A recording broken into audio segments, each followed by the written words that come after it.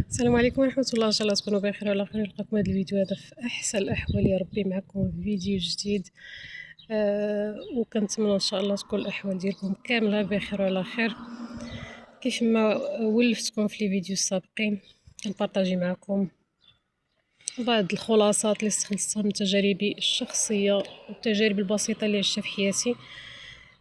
كيف ما قلت لكم في اخر فيديو بان الافكار ديالنا احنا اللي كنتحكموا فيها، ما نخليوش الافكار ديالنا انهم يتحكموا فينا. وواحد الحاجه استخلصتها عاود وتيقنت منها 1,000,000%، وهي ان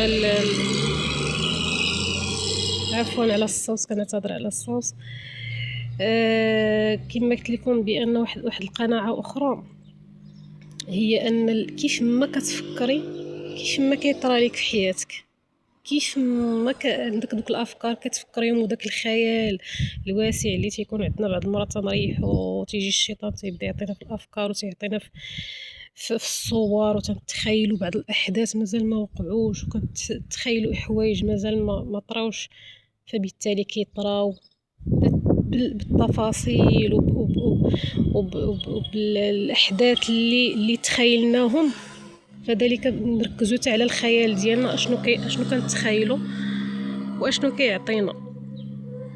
يعني الفكره زائد الخيال، الفكره اللي تنفكروا فيها زائد الخيال اللي كنتخيلوه، كنسرحوا بعض المرات واحد الفكره، واحد السيناريو ديال الاحداث كنتخيلوه وكيوقع. سبحان الله العلي العظيم، كيف ما تخيلتيه بالهضره بالاحداث بالتفاصيل كل شيء تيوقع.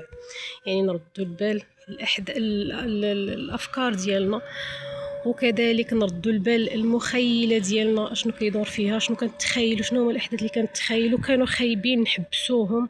داك الخيال العلمي الواسع اللي عندنا نحبسوه، نحددوه في حوايج زوينين، نتخيلوا حوايج زوينين اما نتخيلوا حوايج خايبين فهذا كيولي واقع وكنعيشوه بالتفاصيل الممله ديالو.